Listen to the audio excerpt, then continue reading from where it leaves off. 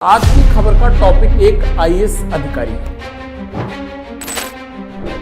घर घर में इस चीज की चर्चा हो रही है। वजह क्या है, विवाद क्या है, आखिर क्यों मैं आईएएस अधिकारी को इस कैटेगरी में रख रहा हूं कि आपको ये लग रहा होगा कि आखिरकार क्या उसके बारे में पता चलने वाला। छोटी सी चीज से विवाद शुरू हुआ और वो विवाद इतना बढ़ गया कि अब केंद्रीय गृह मंत्रालय को इस आईएएस अधिकारी के बारे में एक कमेटी से जांच करानी पड़ रही है।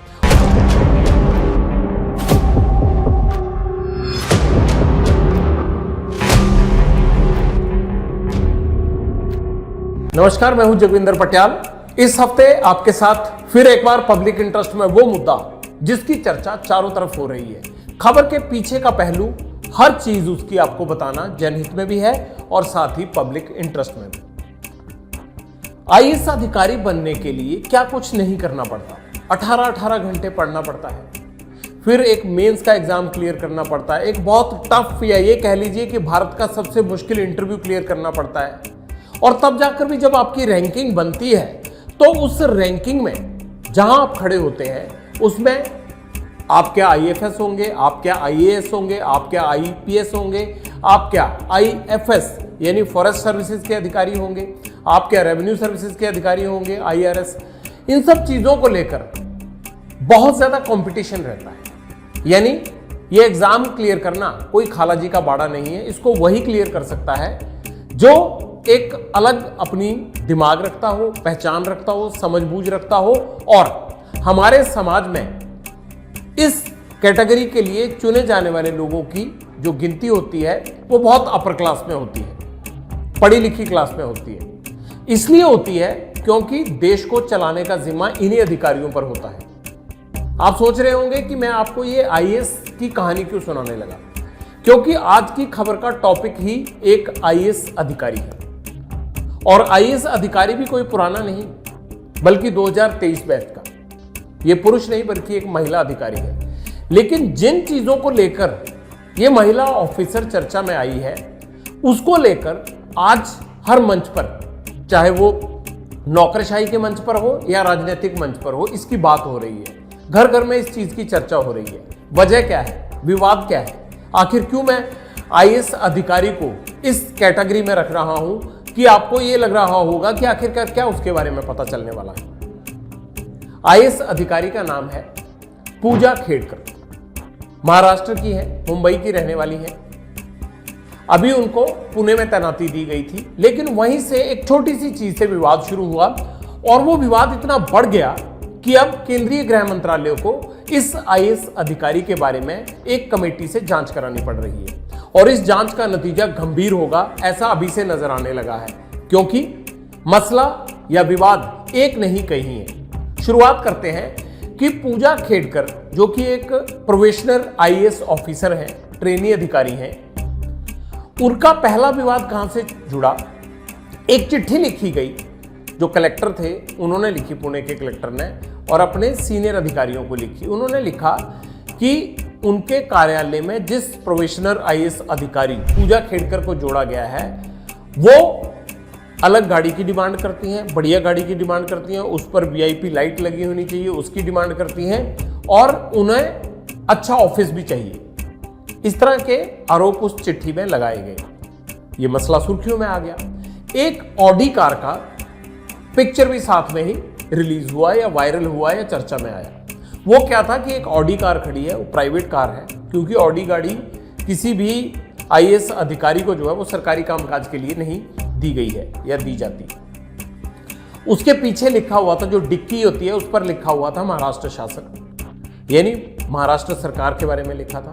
और उसके ऊपर जो है, जो नॉर्मली जो ऑपरेशन व्हीकल्स या सीनियर अधिकारी लाइट यूज करते हैं, ब्लू और रेड वाली, वो लाइट लगी हुई थी उस ऑडी कार पर। उसका फोटो जब सुर्खियों में आ गया तो फिर ये पड़ताल शुरू हुई कि आखिरकार ये माजरा क्या है, ये कौन महिला अधिकारी है जिसने इस तरह से ना सिर्फ लाल बत्ती का इस्तेमाल किया है, वीआईपी कल्चर का वो कर रही है, बल्कि उन्होंने अपनी प्राइवेट गाड़ी पर शासन के बारे में पीछे लिखवा भी लिया। अब उस चिट्ठी पर कार्रवाई होती ना होती जो पुणे के कलेक्टर की तरफ से लिखी गई थी, लेकिन इससे पहले ये मामला मीडिया में भी आ गया, अधिकारियों को भी पता चल गया।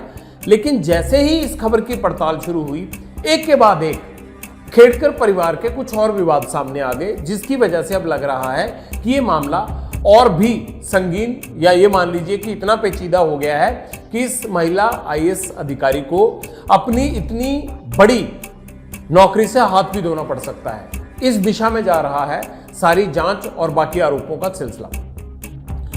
गाड़ी मांगी, दफ्तर मांगा, नहीं मांगा, इस बारे में तो महाराष्ट्र सरकार की तरफ से फिलहाल रिपोर्ट्स दी जा रही हैं, रिपोर्ट्स तैयार की जा रही हैं, इस बात को लेकर जांच की जा रही है। लेकिन पुलिस इस महिला अधिकारी के घर पहुंचती है। अच्छा खासा घर है, बंगला है, क्योंकि अच्छा परिवार है। इनके पिता भी प्रशासनिक अधिकारी हैं, रिटायर हुए हैं, ऐसा बताया गया है, और पॉलिटिकली एक्टिव भी हैं। रसूखदार परिवार है महाराष्ट्र का। लेकिन बेटी के इस विवाद के चलते जब पुलिस घर पर जाती है तो वहां पर पुलिस से दुर्व्यवहार किया जाता है, ऐसा आरोप लगाया गया। आईएएस अधिकारी की माताजी उनको घर में घुसने नहीं देते हैं, उनको एक तरह से धमकी भरे लहजे में सबक सिखाने की बात होती है। पुलिस इन चीज़ों के बारे में तहकीकात करने गई थी कि जो आरोप लग रहे हैं, लाल बत्ती का इस्तेमाल किया नहीं किया, जो भी है, इन तमाम चीज़ों की पड़ताल के लिए पहुंची थी। लेकिन उनको घर में घुसने तो अलग बात थी, वो तो दिया ही नहीं किसी ने घुसने, लेकिन जिस तरह का बर्ताव हुआ फिर वो खबर हेडलाइंस बन गई। अभी ये मसला ठंडा नहीं हुआ था, लेकिन दिव्यांग कोटे में जिस तरह से आईएएस अधिकारी ने सीट ली थी, उस प्रमाण पत्र को लेके भी एक जांच चल रही थी केंद्रीय स्तर पर। उस जांच में भी इनको तलब किया गया था, लेकिन ये नहीं आए। और वो जो सर्टिफिकेट था, जिस कैटेगरी के तहत इन्होंने आईएएस में अपने सिलेक्ट होने के लिए प्रमाण पत्र को इस्तेमाल किया था, उस प्रमाण पत्र को लेकर भी कई तरह के सवाल खड़े हो गए। अब ऐसे में केंद्रीय गृह मंत्रालय की एंट्री हुई और उन्होंने इस पूरे मामले की जांच करवाने की मांग की। यानी ये जांच करेगी कमेटी, ये तय हो गया। अभी तक मसले क्या थे? एक, गाड़ी के दुरुपयोग का जिस तरह से चल रहा था, दफ्तर मांगने का चल रहा था, प्रोबेशनर ऑफिसर होने के बावजूद जिस तरह से स्थायी तौर पर सीनियर अधिकारी होते हैं उस तरह के सरकारी अख्तियार्स की बात हो रही थी। इन तमाम चीज़ों को लेकर पुलिस जांच करने पहुंची, उस पुलिस के साथ जो बर्ताव हुआ उसको लेकर हो रही थी, और क्यों ये आईएएस अधिकारी इस तरह से बर्ताव कर रही है। प्लस इन्होंने जिस कोटे के तहत आईएएस की सीट ली है उसके प्रमाण पत्र का जो मसला है, उन तमाम चीज़ों को लेकर ये विवाद चल रहा था। अभी उसकी जांच का आदेश हुआ, लेकिन उसके बाद क्या एक नया वीडियो सामने आया। वो वीडियो आईएएस अधिकारी की माताजी का था। वो एक ज़मीन पर खड़ी है, महाराष्ट्र की ही वो ज़मीन है, पुणे के पास बताई जा रही है। लेकिन उनका जो बर्ताव था, उनके हाथ में एक पिस्टल है, छोटा पिस्टल है, जिस तरह से कि वीआईपी लोग अक्सर रखते हैं। पीछे एक काले रंग की लैंड क्रूजर टोयोटा की गाड़ी खड़ी दिख रही है। कुछ एक दो सादे कपड़ों में गार्ड्स खड़े दिख रहे हैं, जो पर्सनल सिक्योरिटी गार्ड्स हो सकते हैं। और किसानों के साथ या खेतों पर मौजूद कुछ लोगों के साथ उनकी बहस चल रही है। एक बुलडोजर जेसीबी मशीन भी खड़ी दिख रही है। जो भी वो मराठी भाषा में सारी बहसबाजी हो रही थी, लेकिन जो पिस्टल हाथ में इनके माताजी के होने का सवाल था, वो वीडियो भी सुर्खियों में बन गया। अब सवाल ये उठा कि क्या इस परिवार के कई विवाद हैं? क्या रसूखदार परिवार होने के साथ साथ उन पर इस तरह किसी भी तबके के साथ जाकर बातचीत करने के आरोप हैं? ये संगीन आरोप हैं, इनकी जांच होनी चाहिए। ऐसे में अभी इस वीडियो का मसला ठंडा नहीं हुआ, फिर एक और आरोप मुंबई से ही निकल कर आया। महाराष्ट्र पुलिस की तरफ से यह बताया गया कि इसी प्रोबेशनर आईएएस अफसर ने एक व्यक्ति को पुलिस हिरासत से छुड़वाने के लिए फोन किया था सीनियर पुलिस अधिकारियों को। इस बारे में केंद्रीय गृह मंत्रालय ने जब पूछा मुंबई पुलिस से, तो उन्होंने अभी तक जो जानकारी मिल रही है यही कहा कि हाँ, पूजा खेड़कर ने किसी को पुलिस हिरासत से छुड़वाने के लिए फोन किया था। अब ये मसला और भी गंभीर बन जाता है। तो ऐसे में ये 4-5 बड़े गंभीर आरोप जो हैं, वो इस युवा आईएएस अधिकारी को, जिसने मेहनत करके, पढ़ाई करके और इतने सारे टेस्ट क्लियर करने के बाद आईएएस की कुर्सी प्राप्त की, ट्रेनिंग की, उसके लिए कई तरह के सवाल खड़े हो गए हैं। अब बात ये भी हो रही है कि क्या केंद्रीय गृह मंत्रालय इस तरह के प्रोबेशनर अफसर को बख्शेगा, या क्योंकि अभी नौकरी का प्रोबेशन पीरियड चल रहा है, उन्हें ट्रेनी आईएएस के तौर पर गिना जाता है, तो कहीं उनकी नौकरी तो नहीं चली जाएगी? क्योंकि जो इन अधिकारियों का आचरण होता है, जो व्यवहार होता है, वही सबसे बड़ी पूंजी होती है। और इस टाइम जो सवाल उठ रहे हैं वो पूजा खेड़कर के बर्ताव, आचरण और उनके परिवार के बर्ताव, आचरण और विवादों को लेकर उठ रहे हैं। ऐसे में केंद्रीय गृह मंत्रालय क्या इसे नाजीर की तरह पेश करता है? अगर नजीर पेश करता है तो हो सकता है कि इस आईएएस अधिकारी को अपनी नौकरी से भी हाथ धोना पड़ जाए।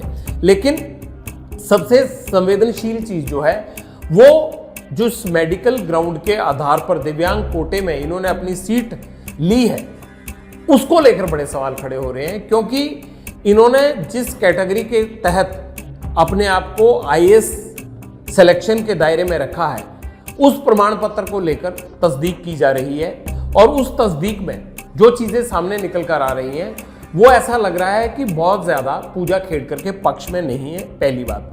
दूसरी बात ये बताई जा रही है कि इसको लेकर यह भी सवाल है कि जब कोई मेडिकल बोर्ड किसी भी अधिकारी को, चाहे वो प्रोबेशनर है या सीनियर है, अगर उसकी नौकरी के प्रमाण पत्र के बारे में बुलाता है, उसकी पड़ताल करना चाहता है, तो उसको सहयोग करना चाहिए था। अभी तक आरोप ये लग रहा है कि पूजा खेड़कर ने वहां भी सहयोग नहीं किया है, इसीलिए इस बात को गंभीरता से लिया जा रहा है। अब सवाल ये उठता है कि क्या आईएएस मटेरियल किसी भी व्यक्ति को इस तरह का बर्ताव करना चाहिए? जो चर्चा हो रही है, शुरुआत में जो मैंने कहा कि आज एक आईएएस अधिकारी की चर्चा हो रही है, वो इसी चीज को लेकर हो रही है। क्या ऐसा बर्ताव आईएएस अधिकारियों का होना चाहिए? दूसरी बात, महिला आईएएस अधिकारी अगर इस तरह से बर्ताव करती हैं तो फिर नौकरी में आगे चलकर जब वो सीनियर पोजीशन पर पहुंचेंगी तो उनसे क्या एक्सपेक्टेशंस रखी जाए? जब कोई भी आईएएस अधिकारी नया आता है या उसको पहली बार डीसी लगाया जाता है तो ये कहा जाता है कि ट्रेनिंग में सिखाया भी जाता है कि अगर आप गांव का, आप ग्रामीण इलाकों का विकास चाहते हैं, जहां आप डीसी के तौर पर तैनात हैं, डीएम के तौर पर तैनात हैं, तो आप उन गांव में जाकर रात बिताइए। आप जब वहां रहेंगे, लोगों से बात करेंगे, वहां की सुविधाओं को देखेंगे, तो आपको ये एहसास होगा कि आखिरकार आपको किन किन चीजों का विकास जल्दी करना है। वहाँ सड़कें हैं, वहाँ पानी है, वहाँ बिजली आती है, वहाँ साफ सफाई है, वहाँ गलियाँ पक्की हैं, वहाँ स्कूल है।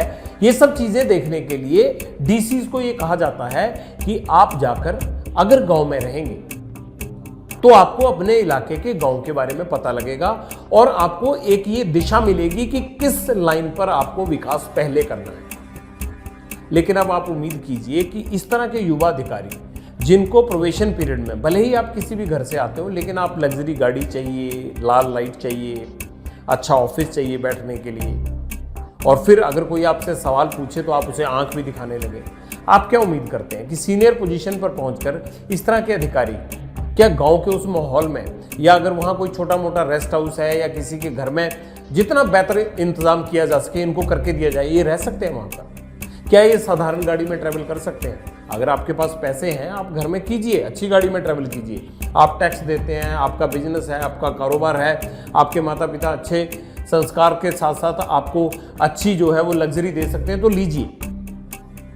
लेकिन बड़ा सवाल यह है कि आप गवर्नमेंट से वो एक्सपेक्ट मत कीजिए। गवर्नमेंट जो सुविधा आपके रैंक के हिसाब से जो तय है कायदे कानून से, वही आपको दे पाएगी। आप ये नहीं कह सकते कि इस सुविधा से बढ़िया अरेंजमेंट आपके लिए करके दिया जाए, क्योंकि आप बहुत रसूखदार परिवार से हैं और आप आईएएस बनने से पहले आप तो जो है वो बहुत लग्जरी गाड़ियों में घूमते थे। तो अगर आप आईएएस बन जाते हैं तो आपको उस तरह की 50 लाख की या 1 करोड़ की या 2 करोड़ की गाड़ी नहीं दी जा सकती। वो आपके ओहदे के हिसाब से होगी। जिस ओहदे को जो गाड़ी ऑथराइज होती है वही मिलेगी, जो दफ्तर ऑथराइज होता है, जो फैसिलिटीज उसे कायदे कानून के हिसाब से, सर्विस रूल बुक के हिसाब से मिलनी चाहिए, वही मिलेंगी। लेकिन आप सोचिए कि जो अधिकारी इस तरह की सोच रखते हो, उनसे आप कौन से विकास की उम्मीद करते हैं? उनके अपने विकास की, या जो पिछड़ा हुआ इलाका है जहां की जिम्मेदारी उनको सौंपी गई है, वहां के गांव की या उस शहर की या उस इलाके की, किसकी? यही सवाल उठता है कि ट्रेनिंग एकेडमी में यही सिखाया जाता है सबसे पहले जब कोई भी सिविल सर्वेंट बनता है कि आप अपना आचरण व्यवहार जनता के प्रति कैसा रखें और पब्लिक सर्वेंट होने के नाते आपको किस तरह से पब्लिक में अपनी नौकरी के दौरान बिहेव करना है। लेकिन अगर कोई प्रोबेशनर अफसर इतने सारे विवादों को मतलब 38-36 घंटे के अंदर ही जन्म दे दे, तो आप सोचिए फिर कि चाहे वो केंद्र सरकार हो, चाहे वो गृह मंत्रालय हो, उनको 100 बार सोचना पड़ता है कि ये जांच बनती है। अब उन माता पिता को ये सोचना चाहिए, अब उस कैंडिडेट को ये सोचना चाहिए कि जितनी मेहनत या जिस सपने के साथ इस परिवार ने उनको सिविल सर्वेंट बनने के लिए तैयार किया था, क्या यही दिन देखने के लिए तैयार किया था कि आप जैसे ही अपने इलाके में वापस आए, आपको सेवाएं देने का मौका मिले, आपके जो आपने सीखा ट्रेनिंग में उसे पब्लिक को समर्पित करने का मौका मिले, तो आप इस तरह का व्यवहार करने लग जाएंगे? हो सकता है कई बार अपने रसूख के गरूर में कुछ लोग ऐसा कर सकते हैं, लेकिन मुझे यह लगता है कि जब कोई आदमी अपने घर से निकलकर नौकरी में चला जाता है तो उसकी समझ का दायरा बदल जाता है। लेकिन अगर वो नहीं बदलता है तो जाहिर सी बात है कि उस पर फिर विवाद भी होता है, सवाल भी उठते हैं, और यही पूजा खेड़कर के साथ हो रहा। पूजा खेड़कर से बात हुई, आज हमारे लोगों ने भी बात की, तो उन्होंने ये कहा कि अभी इस मसले पर वो कुछ भी बोलने के लिए ऑथराइज नहीं है। बड़ा लपातुला बयान दिया उन्होंने आज, क्योंकि उनका तबादला पुणे से वाशिम कर दिया गया है। जब ये पूरा विवाद हुआ, जब वहां पर कलेक्टर ऑफिस में उनका विवाद हुआ, तो उसके बाद उनका वाशिम में ट्रांसफर कर दिया गया। वहीं पर उन्होंने ये कहा कि मैं अभी इस मसले पर बोलने के लिए ऑथराइज नहीं हूं। मुझे ये लगता है कि इतना ही सधा हुआ आचरण और इतना ही सटीक सवाल या जवाब उनका तब होना चाहिए था जब उनको पुणे में प्रोबेशनर ऑफिसर के तौर पर ज्वाइन करवाया गया था। अगर वो इतने संयम में रहती या इसी विचारधारा के साथ काम करती तो शायद इतने विवाद ना हो रहे होते और हम आपसे किसी आईएएस अधिकारी के बारे में उस तरह के कामों की चर्चा नहीं कर रहे होते जिस तरह के कामों के लिए आईएएस अधिकारियों को नहीं जाना जाता है। उन्हें हमेशा इस तरह से जाना जाता है, वो रोल मॉडल होते हैं। उन्हें देखकर बहुत सारे युवा ये प्रेरणा लेते हैं कि मुझे भी इस तरह का अधिकारी बनना है। बहुत से यंग लोग जब किसी अधिकारी से, नेता से मिलना जाते हैं, उनसे बातचीत करते हैं, तो वो उनको देखकर अपने करियर को प्लान करते हैं कि क्या मैं ये बन सकता हूं या मुझे भी ऐसा ही बनना है। ऐसे हर घर में बच्चे होते हैं जो पढ़ाई के टाइम ये सोचते हैं कि उसको मैंने देखा था और उसको देखकर मुझे लगा था कि जितना अच्छा अधिकारी ये है या जो ये अधिकारी है ना, मुझे भी यही बनना है। इसलिए मुझे वहां से प्रेरणा मिली और मैंने अपने माता पिता से बात की और मैं इस तरह से तैयार हुआ। ऐसे किस्से कहानियां हमें भी और आपको भी अक्सर नए चुने गए अफसर या टॉप रैंकिंग की पोजीशन में पहुंचने वाले बहुत सारे सिविल सर्वेंट या दूसरी नौकरी के लोग जो है इस तरह की मिसाल पेश करते हैं, इस तरह की बात बताते हैं। जब भी उनसे ये पूछा जाता है कि आपका इस नौकरी में आने का सबब कैसे बना, तो ये प्रेरणाएं सामने आती हैं। लेकिन क्या इस तरह की प्रेरणाएं सामने आती हैं? कितनी प्रेरणाएं होंगी ऐसी कि जब आपने सब कुछ हासिल कर लिया, लेकिन जब आपको पब्लिक के प्रति डिलीवर करने के लिए एक मैदान मिला तो आपने वो सब कुछ किया जिसके लिए कम से कम आपके इस ओहदे के बारे में तो कोई कल्पना नहीं करता। मुझे ये लगता है कि इस तरह की घटनाएं बहुत बिरली होती हैं, लेकिन वो एक ऐसा सबक छोड़ जाती हैं जो आने वाली पीढ़ी और जो युवा इस ओहदे पर आना चाहते हैं, देश के लिए काम करना चाहते हैं, उनके लिए सबक लायक होती है। हम ये उम्मीद करते हैं कि इस तरह की सोच कम से कम होनी चाहिए। गृह मंत्रालय की रिपोर्ट आने तक तलवार लटकी हुई है पूजा खेड़कर पर, उनके खिलाफ सख्त कार्रवाई हो सकती है। मुझे ये लगता है कि एक हफ्ता पहले तक पूजा या उनके परिवार वाले जो बेटी के बारे में सोचते होंगे, क्योंकि अक्सर सोच लिया जाता है कि बच्चा आईएएस अधिकारी बन गया है, और अगर मान लीजिए कि घर का कोई बड़ा बुजुर्ग पहले से असरदार ओहदे पर या आईएएस रह चुका हो, तो उसको ये चीजें सिखा देनी चाहिए, ना कि इन चीजों को और ज्यादा पैम्पर्ड करके उसको प्रमोट करके इतने विवाद खड़े करने चाहिए।